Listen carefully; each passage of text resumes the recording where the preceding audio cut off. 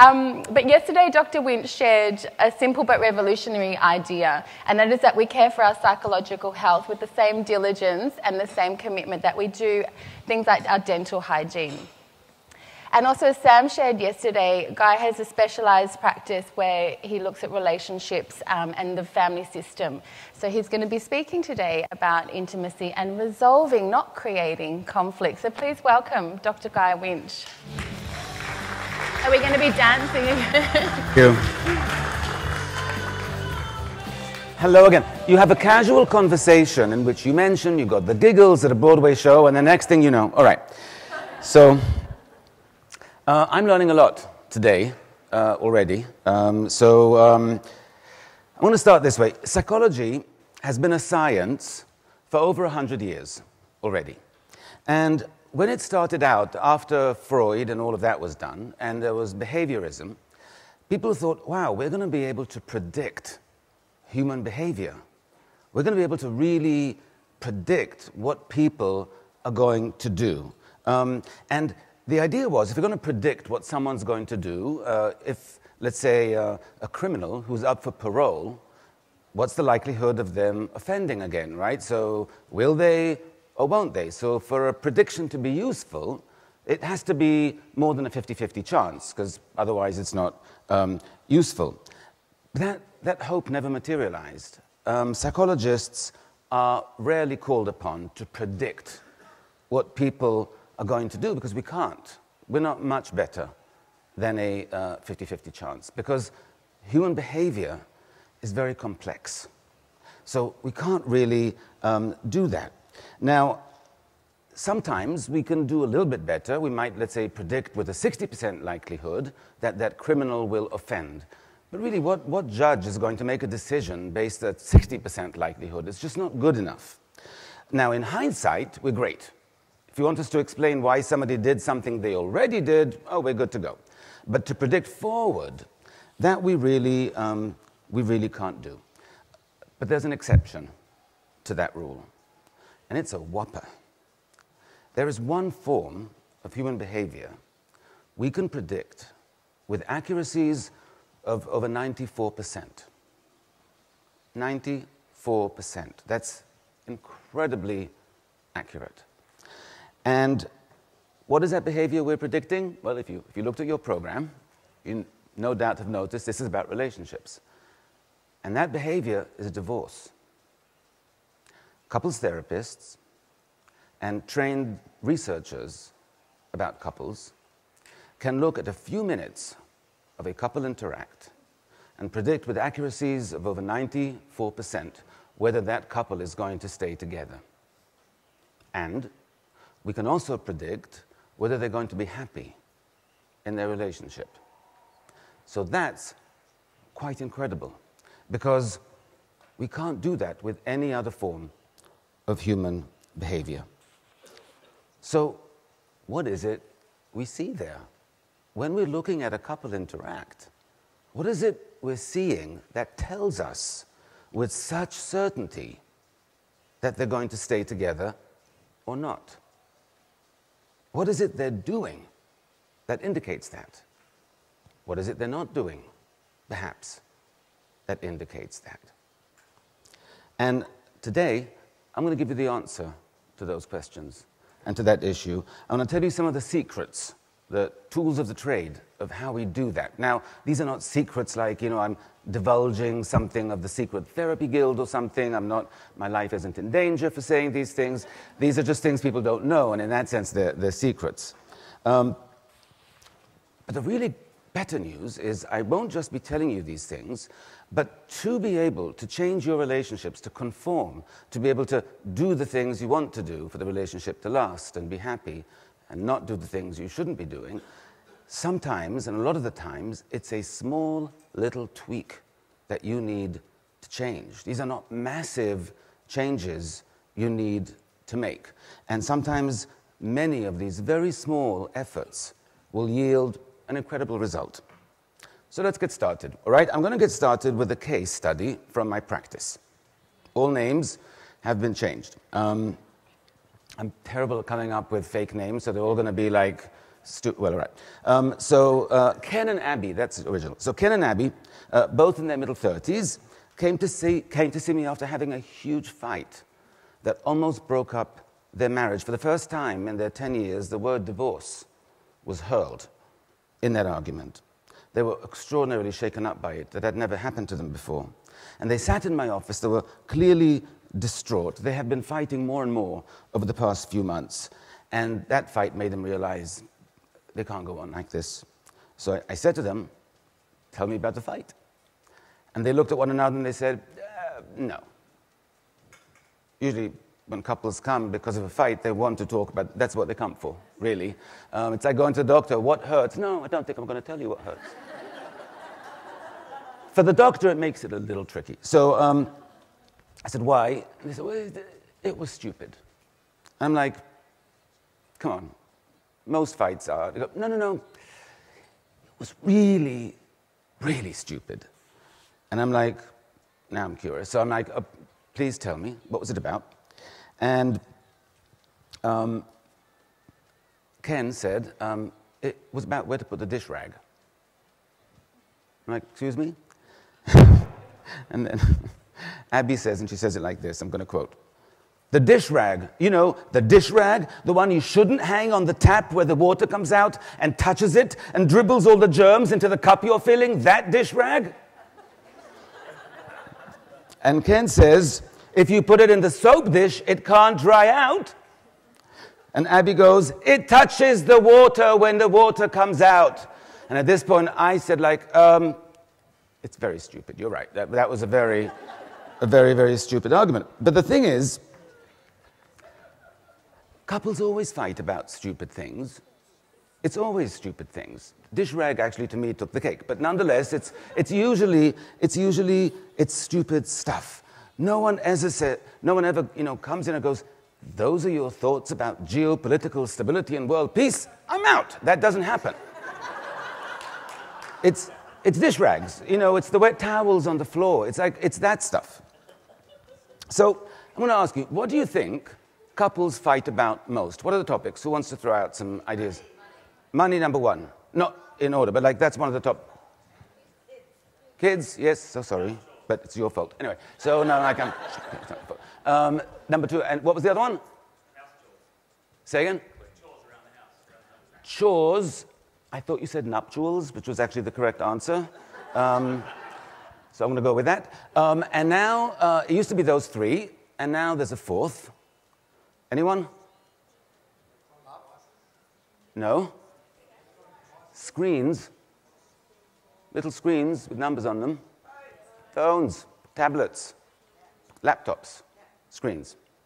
That used to be nowhere, and now it's like, woof, right up in the middle. And in fact, there's research about the screens. There's research that showed that cell phone use is such an interference in relationships that there's studies that show that it causes real feelings of depression, it lowers life satisfaction. They call it technoference. In other words, it's literally something that can disrupt. And why it's so disruptive is that when you're at home with your partner, and you're talking, and suddenly you're on your phone, the message you're giving is, this is more important than you, or than our conversation. Or if we're sitting and we're having dinner, and then suddenly you're doing this, it's like, oh, this is much more interesting. I'm sorry, whatever you were saying. This is more interesting. There's no way you can be with someone, and this is not just about a relationship, this is friendships, whoever you're with in a one-on-one, in a group setting, if you're on your phone, if you're looking at your phone, the message you're giving is, this is more important. It's insulting globally. So I'm just pointing that out. That's number 4 in terms of that. So one tweak you can already do to upgrade your relationship, and Carl spoke about this yesterday, and probably a lot of people are going to mention it, it's really important, is have rules about when phone usage is allowed. Have zones which are phone-free. Have times which are phone-free. And my suggestion, Carl yesterday spoke about family dinners. So much research, but how important that is. No phones at family dinners. leave them out. Leave them out of the bedroom. Anyway, so that's one thing. So what couples argue about tells us nothing about their relationship. It is not what couples argue about that makes a difference. It's how they argue that matters. How they argue, how couples deal with conflict, tells us everything we need to know about the relationship, how long they'll be together, whether they'll be happy. So, what is it we're really looking at when we look at how a couple argues? What is it we're looking to see when we're looking at how they deal with conflict in general? Do they get defensive the minute someone starts speaking? The other one gets really defensive. Do they use name-calling, put-downs? Do they raise their voice and escalate? Or do they just completely shut off and stop communicating? How to argue is what couples need to learn how to do. Because if you do that right, then you do the relationship right. Now, in my many years of experience of doing this, over 20 years of doing couples therapy, one of the most unfortunate things I find is that there's one very preventable disconnect that happens when couples are arguing. You feel in this argument, if you've been in this moment, you all have, I'm sure, that you're arguing about something and the other person isn't listening to you. They're not addressing what you're saying. They're arguing, but it's as if they're not listening. And they're not. Because the most common thing that happens in arguments is that couples are actually arguing about something that sounds the same, but it's two different arguments they're having. So one of them is arguing this thing, and the other one is arguing that thing, and they're not addressing one another. They believe they're arguing about the same thing, but in fact, they're not. For example, one person is arguing about whether they should go on vacation to point A or point B, and the other one is arguing about why they don't get to make decisions enough in a relationship. It can sound like it's the same argument, but it's different. And I'll give you an example. I'll read you some lines of an argument, and let's see if you can tell what they're arguing about or if they're arguing about the same thing. Okay, husband says, "I haven't seen my parents in a month." The wife says, "But your mother is always so rude to me." The husband says, "But she's my mother, I want to see her." And the wife says, "She makes me feel bad in my own house." Husband says, "I don't make a stink when your parents come to visit." And on it goes. They're having two separate arguments. The husband is arguing about the fact that he wants his parents to come to visit. The wife is trying to have a discussion about what happens when his parents come to visit. It sounds to them like they're having the same argument, but they're not. They're going to talk in parallel lines, and they're going to feel very frustrated because they're actually not addressing the other one's concern. That argument can really escalate because it gets really frustrating that no one's listening to you. And that is extraordinarily common. And I sit in therapy with couples all the time, and I pause, and I do the thing that I'm going to suggest. Here's one thing I'd like you to really make a note of it because it's important. When you are in an argument with your partner, truly even with a friend, and you have that feeling of, wow, they're just really not listening, here's what you do. A, time out. You call a time out. You take a piece of paper or your phone, and then, number one, you write down, each of you, what it is you think you're arguing about.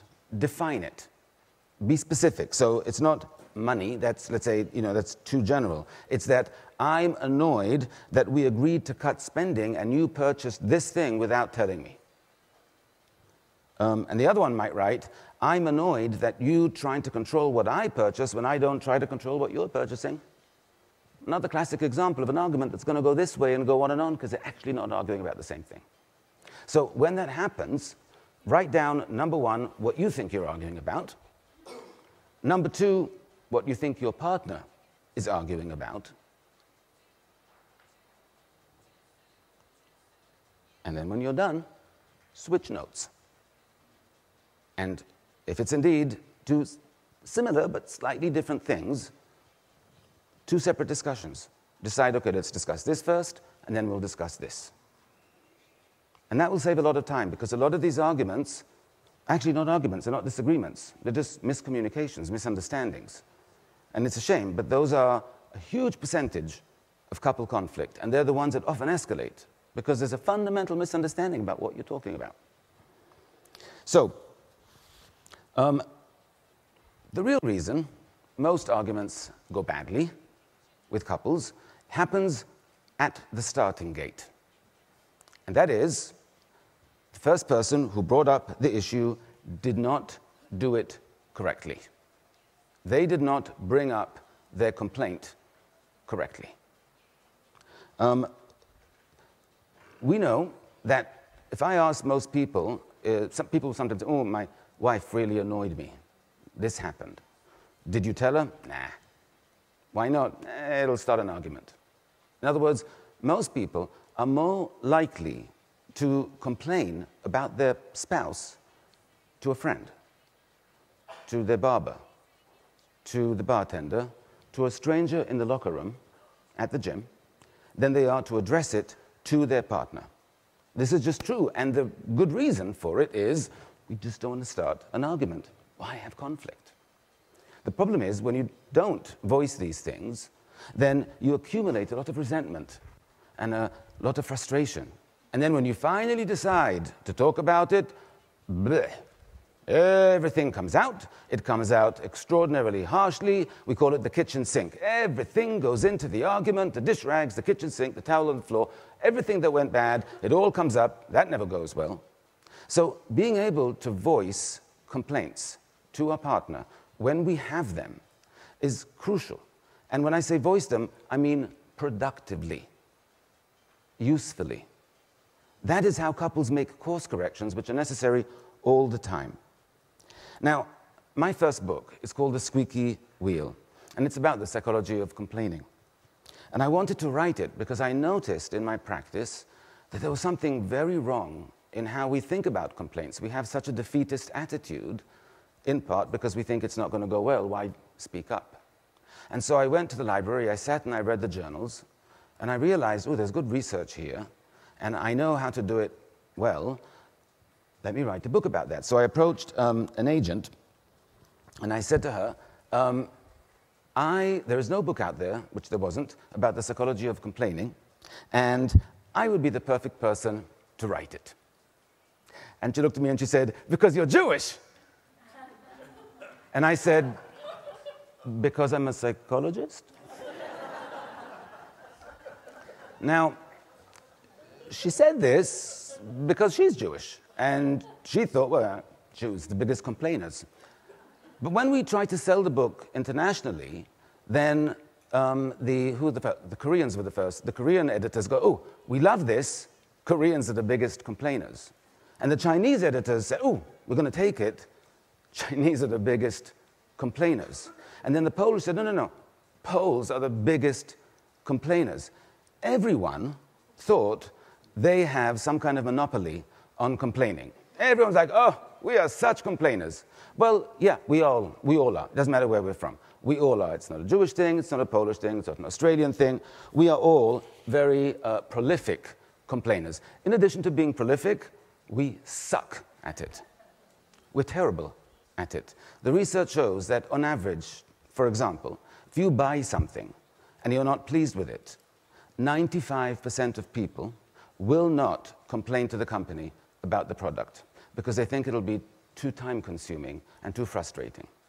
Instead, they will tell an average of 16 people about how upset they are with a product, spending way too much time, getting really aggravated, and certainly getting no result because that's a better approach. So the idea is we do not know how to complain effectively, and this is especially true in relationships. So I'm going to ask you to think back to a time, as recent as you want, that you voiced a complaint to your partner.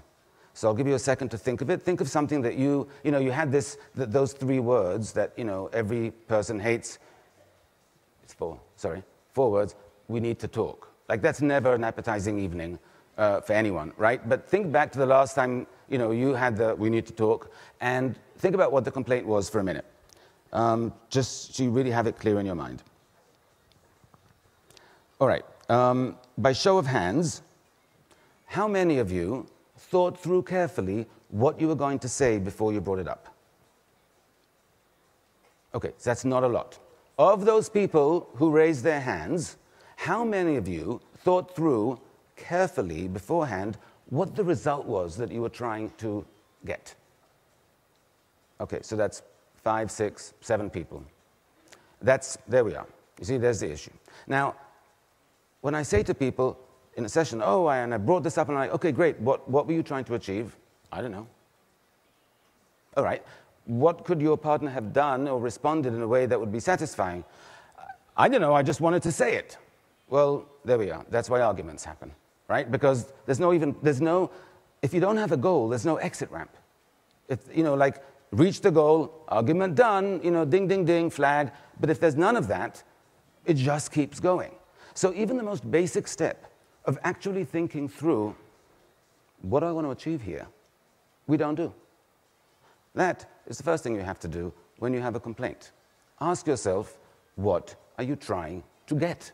What do you want? What do you want from them? If you don't know what you want from them, they're not going to know what they want or what they should do.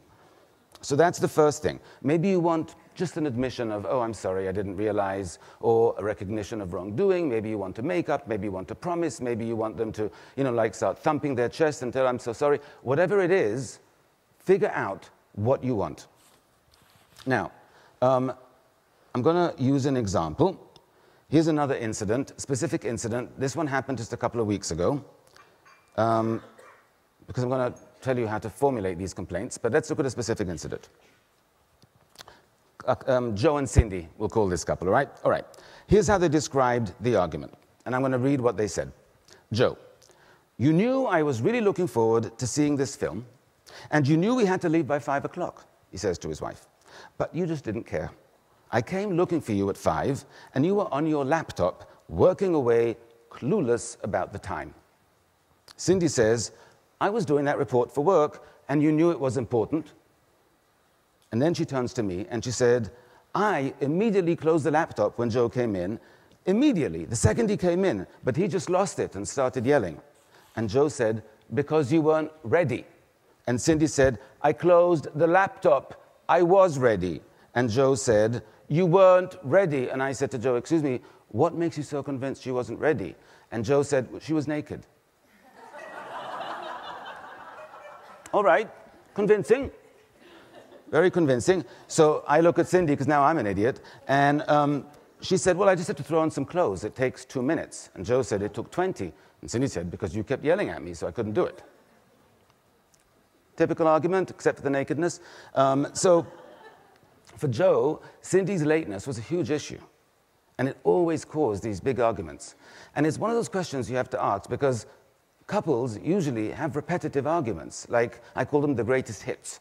The themes they keep arguing about, and how can you have an argument 30 times and still not figure it out? How could you possibly keep going around and around, oh, let's have this one again? And everyone's bored by it. They can script each other's responses, and then they'll just huff and sleep in different rooms. So, obviously, we need to figure out how to resolve these things. What I said to Joe is what did you want to achieve by having that argument? And she said, I don't know, of course, because he hadn't thought about it. And then finally said, you know what I want? I want to figure out a way that I don't have to get so stressed out whenever we have to go somewhere because she is going to be late. I'm like, okay, specific goal. Now we have something to work with. And when I asked him, okay, had you thought about that ahead of time, would you have approached Cindy the same way? He said, no. I said, good. How would you have approached her? And this is what the essence of it is about. He said, I don't know because I don't want the confrontation.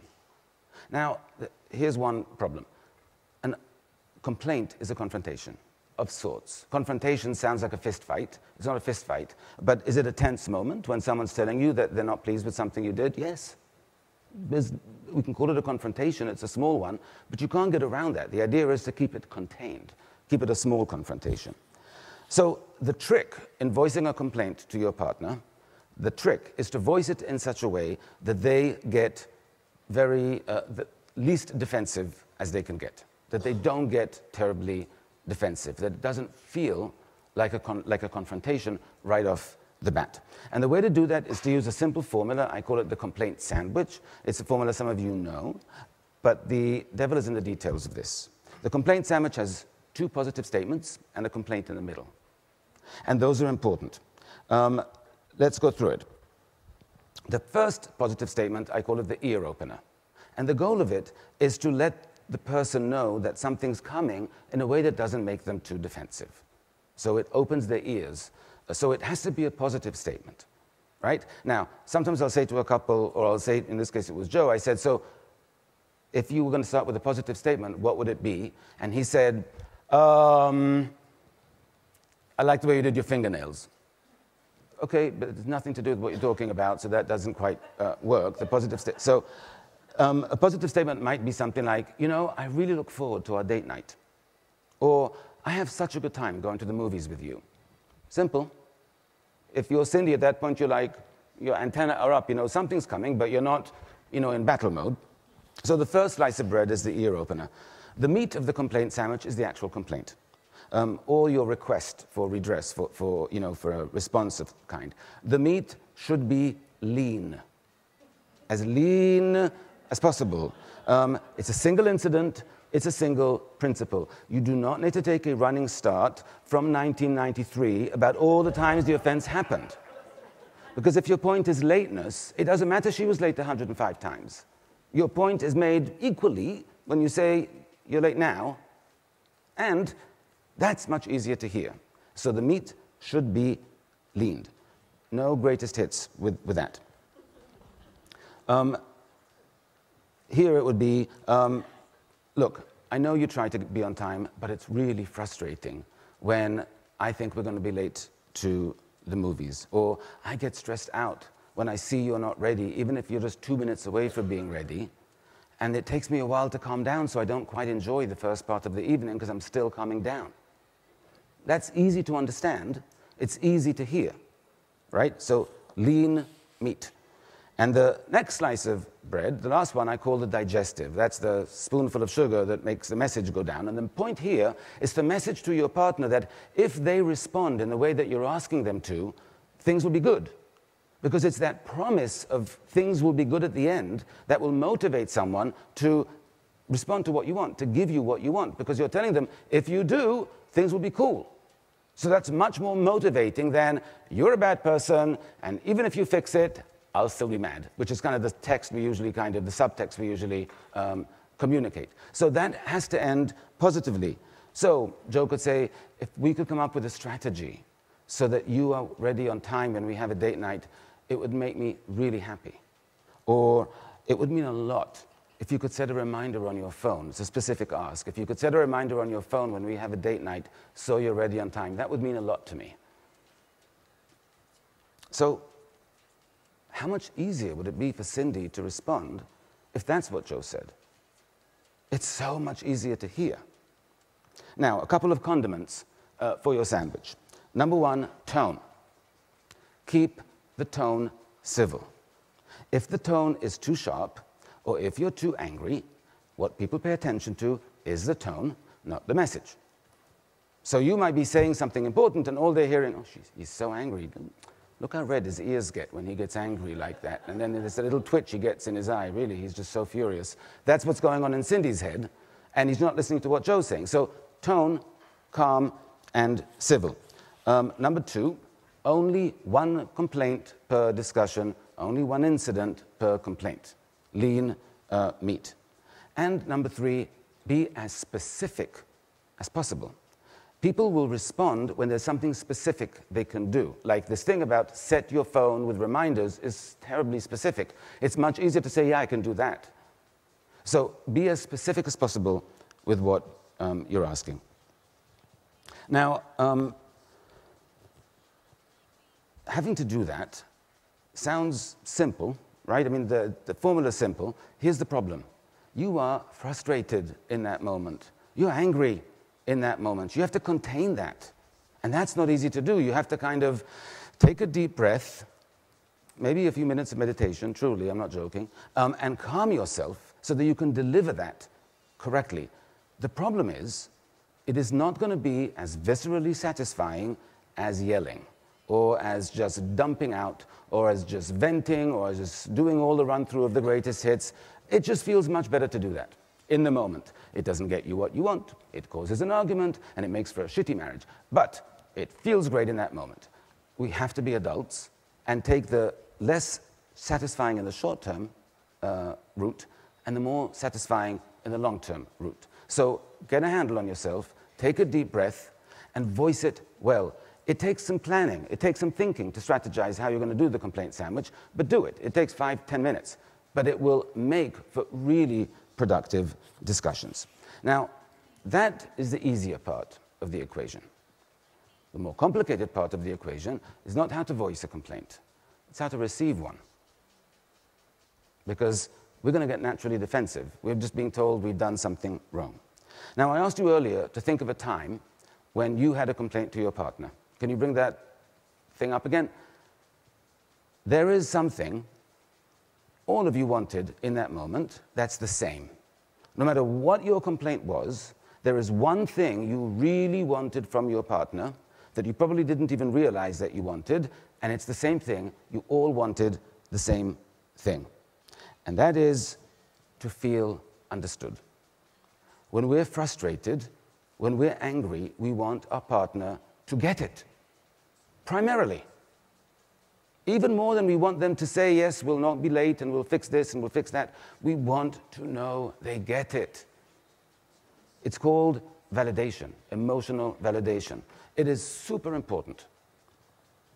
Now, when we are upset, and let's say I'm upset and I vent to a friend, or if you vented to a friend about something, if you went on and on and on for 20 minutes about how angry this was and how upset you were, and then this happened, and this happened, and this happened, and they listen, and they go, and you finish, and then they go, bummer. It's not satisfying. It doesn't do much for you. You're like, that's it? The ingredient we're looking for is not just that they get it, but they convey it. We have to know they get it. So nodding and going, bummer, doesn't do it. The tricky part is actually conveying that you get it. That's the difficult part. So, and it's very, very cathartic when somebody does that for you. Now, conveying that in kind of emotional validation is actually tricky. For one reason. If I'm telling you that when your partner is angry with you, the message you have to give them is, I understand why you're angry. I agree that you should feel angry in this situation, and I'm completely with you in why you're so angry. That feels like a dangerous thing to do. If they're angry at me and I'm telling them, yeah, you're completely right to be angry, I'm just pouring fuel on the fire. But emotional validation has a paradoxical effect. It actually douses the flame. Because when someone looks at you when you're angry and you go on and on and on about what's frustrating you or upsetting you, and they look at you and they go, I totally get it, that you would feel this way, and this, and this, and this, and this, it feels great. Let's go back to the complaint, and I'll give you an example. So Cindy's working on a project. Joe comes in and you're not ready. She's all up, he's very upset. He's yelling at her. Now, for her to turn around and validate his emotions feels very, very dangerous. But here's what Cindy could have said. She said, actually, that was here. Right. I totally get how frustrating it is when you're looking forward to our date night and it comes time to leave and I'm not ready. And I'm busy with something else. And it must look as if our date night's not important to me at all. And it must look like I'm not prioritizing it at all. It must be especially frustrating and stressful because I've done that a lot in the past. So I totally get how annoyed you are and how frustrated you are. That sounds like a lot to ask of Cindy because she's actually admitting, sounds like that she's wrong, that he has every right to be angry with her. In fact, she didn't admit she was wrong at all. And she has a good counter. But what she did do is validate why Joe is upset. So you have to do it from the other person's point of view, from the other person's perspective. You have to get them to feel like, yeah, because if Joe's sitting there and Cindy says that, he goes, yeah, that's right, she gets it. And there's a release, an exhale that comes with that. His temper already goes down. But it's difficult to do. Why that's not admitting that you're wrong is because it's not. Because what Cindy then went on to say was the following. Remember, she said it must seem like a date night isn't important. What she went on to say is, but if you remember, Joe, I told you this morning I might have to reschedule our date night because of my work project. And I considered doing that because I was so behind. But I knew how much you were looking forward to seeing that film. So I showered early, I did my makeup, I did my hair, I laid out my clothes, and I just sat at the laptop and tried to get as much work done as possible before we were leaving, because I knew how important that was, even though I'd have to stay up late when we got home. So that's why I was still working. It's a good defense. So validating Joe's emotions didn't take away Cindy's argument. Didn't mean she's actually guilty. Now, imagine how easy it must be for Joe to listen to that and feel like, oh, A, she does care, she was being thoughtful, she wasn't being dismissive, right? So if you take all the arguments you've had with your partner and you combine them with a complaint sandwich and a response of emotional validation, what would it do to the tone of conflict in your home? It would lower it drastically. It would convey a feeling of caring. Like, you can be angry with me, but I still care about you.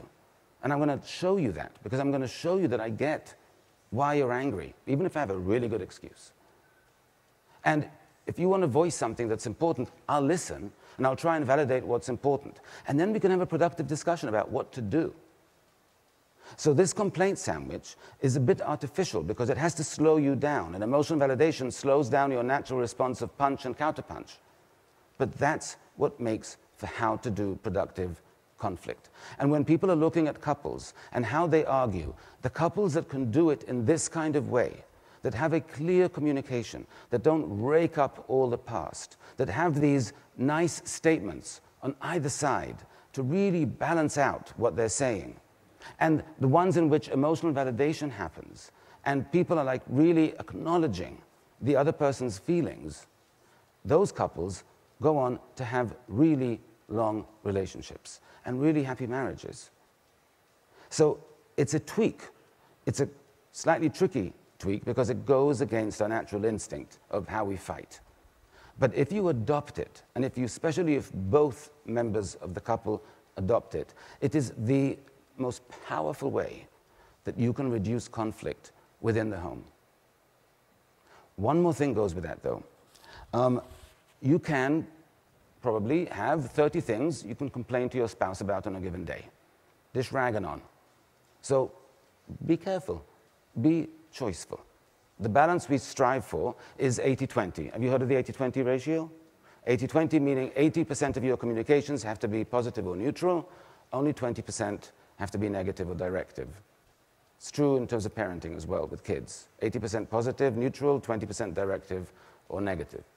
So using the complaint sandwich, using emotional validation are super, super important for reducing conflict. And couples who can do it, and it will take practice, right? So here's one exercise for you to do later. Write down the complaint you had to your partner that I asked you to think about, and then write down later. And if you want to come to me and say, how is this? If not too many of you, I'll give you notes on how to, but write down how you would phrase it in the complaint sandwich form. And then, for the sake of argument, write down how you would respond to it with emotional validation. And you'll see, ooh, seems simple, it actually takes some thought, some planning. But practice it in writing in this example so you can get a taste of it. Right? Super important. So that's what reduces conflicts. But what makes couples happy? What are the things that couples do that make for a happy relationship? And here, again, it's about the small stuff. There is something called bids. Bids are small gestures couples make to one another to connect or for closeness. A bid can be you're sitting, you're both working on your laptops, and one of them looks up and goes, oh, look what a pretty bird is on the windowsill. Now, you're in the middle of an email in a very tricky sentence. Do you say, just a minute? Or do you say, I'm busy, I told you I'm busy? Or do you look up and go, oh yeah, that's very pretty? It's a tiny moment, But those moments are the ones that makes for happy marriages. That slice of tiny, tiny response to a positive bid is what these are happy couples right there. They know, right? Like you respond to that. And just by the number of times you use the word cuddle in your talk, I know they're happy. So, because there was a lot of cuddling going on. These bids are hugely important. They're the most overlooked part of relationships. These tiny moments, they can come in a way that you're reducing conflict, right? Like a couple might be arguing because their teenage kid came home smelling of cigarette smoke. And in the middle of that argument about what to do, one says, do you remember, we met when we were still teenagers. Now, if the other person says, what's that got to do with it? Sam is missing the bid. If you pause for a minute and go, yeah, we were almost his age when we met. Suddenly, all the tension goes down. And I noticed that with couples, in the middle of an argument, bids will come all the time in small ways and get missed. These exit ramps to arguments are there. You have to attune yourself to them so you can take them. And so responding to bids is a really, really important thing. Bids can be, you pause the television when you're watching something, and you turn to your partner and you say, hey, do you remember the time that we went skiing and such? Or you just take their hand when you're walking somewhere. Or you just text them, you text in the middle of the day and you just text them a kiss, thinking of you. Tiny, small moments. I'm going to give another one. A lot of times, the men in my practice will say to me, like, you know, it's just so much work to get my wife to be pleased with me. And I'm like, it's usually not. Here's one thing you can do that's going to make a lot of women happy on a regular basis. When there's a holiday, when there's Valentine's Day, when there's a birthday, when there's an anniversary, get a card. Now, I'm not saying this for the card industry, but a lot of times, a card, and don't use the sentiment in the card, write something. Take 10 minutes to write something. Because what I hear, and this is really true, is a couple comes and they argue, he was terrible on Valentine's Day. I brought you flowers, he'll say. She goes, you did. I didn't find out till the next day because he came home, smashed them on the kitchen sink and walked away. I'm like, I'm sorry, did you buy her flowers? Yes. Did you give her the flowers you bought her? She saw them. Like, she could see them in the store. They're not, you know, like, just make the gesture. Like, do something that's personal. Small moments make for a big, big difference. So, the conflict is one thing. The small bids and paying attention to them is another. My suggestion, put out 3 bids a day to your partner. If they don't respond to them, alert them. Especially if both of you are here, or you can communicate that to your partner. 3 small bids a day. It can be as small as kiss hello, kiss goodbye when you're leaving and coming. When somebody comes home and the other person is home, greet them. Don't let them come and, like, make it so that you are welcomed. Small things like that is what saves marriages a lot of the time. It's not a big overhaul. It's small tweaks in conflict, and it's small tweaks in positive bids. Now, there's one other thing I want to cover, and this story starts in the 1960s. And this is when America and the Soviet Union were in a Cold War and in a space race. And they were starting to send astronauts up into space. And something really interesting happened with the American and the Soviet astronauts. They both had a really similar experience. Being up in space, looking down at the Earth, changed their perspective entirely. And even though they were in a Cold War, and much to the chagrin of the Soviets and the Americans, they would come back and say things like, it made us realize that we are all on one planet, that we are all people, that we all share this Earth. Not what the Americans or the Soviets wanted to hear from their astronauts, you know, with the kumbaya and the hand-holding. But both Soviets and American astronauts had a real change of perspective when they came back, when they were in space and after they came back. Now, some of you might be thinking, oh, does he want us to marry an astronaut? What's he saying this for? a change of perspective is super important. And the one I want you to adopt, and a shift in perspective is always a shift. You have to really change your thinking. But I want you to think of your couplehood as not involving two people, but as being a threesome of a specific kind.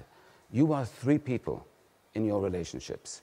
You are one person, you are the other person, and you are the relationship. The relationship is a separate entity from each of you for one reason. The relationship has separate needs than you do. One of you might have this need, the other one might have that need. The relationship's needs might be really, really different. And you need to ask yourself, what does the relationship need? Not what do I need, not what do they need, what does the relationship need? Now, let's go back to Ken and Abby, who had the fight about the dish rag. Here's what was going on with them. They both had demanding jobs. They had 3 young kids. One of them had cerebral palsy. Ken worked at home. Abby was a busy executive.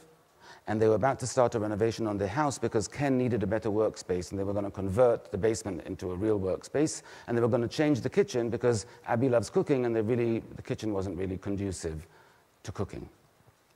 And they were arguing, and I said, what do you need from one another at this moment? And Ken said, I need Abby to make time so we can go over the floor plans for building out the basement, because he was desperate to have this office. And Abby said she needed Ken to supervise, since he was home, the kitchen renovation. She knew it would be disruptive, but it would really be useful because she was dying to have that new kitchen.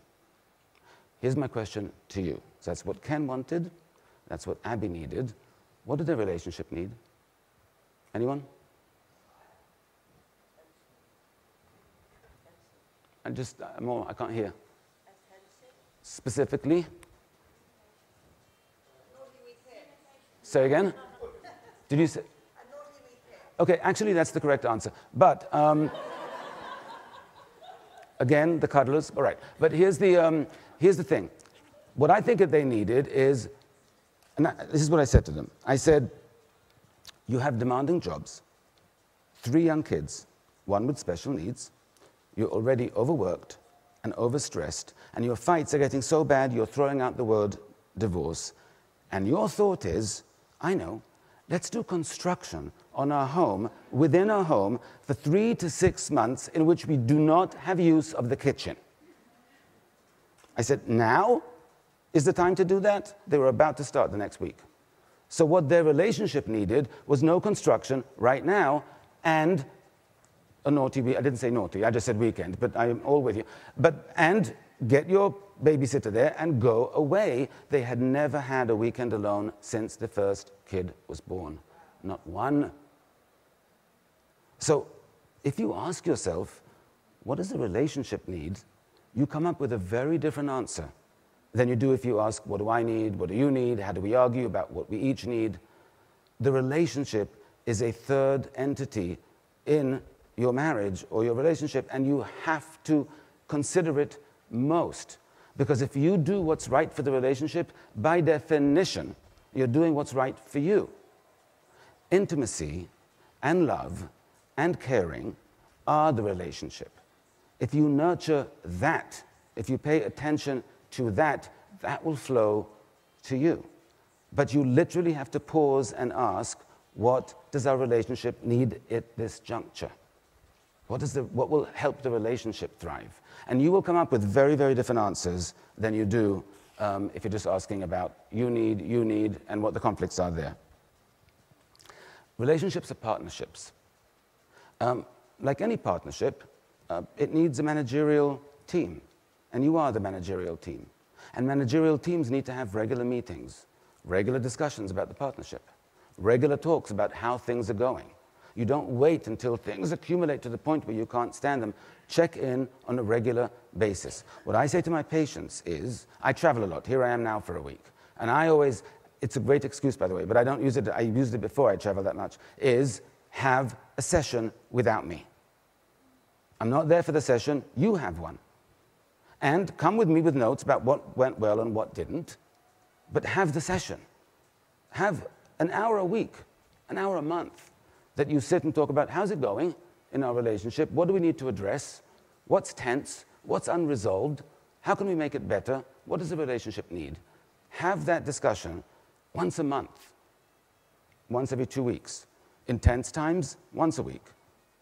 But be in charge of your relationship. It doesn't happen on autopilot. You are in a ship, and you are captaining the ship together. And if you don't have both your hands on the wheel of that ship, you'll go onto the rocks.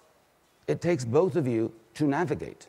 And with many couples, they say to me, well, you know, if it was meant to be, it'll work out. That's BS. There's nothing that's meant to be. You are in charge of it. But be managers. Managers know that, well, we have to have management meetings. We can't just manage by osmosis. So have management meetings. Look at what the relationship needs. Because I think that if you use the complaint sandwich, if you validate each other's emotions when you're upset or hurt or angry, if you respond to small bids and you make them on a regular basis and you constantly communicate to your partner that I see these small things, they matter, you matter. And if you see your relationship as a separate entity that needs to be asked about and cared for, all those things will provide you with much, much smoother sailing. Thank you very much.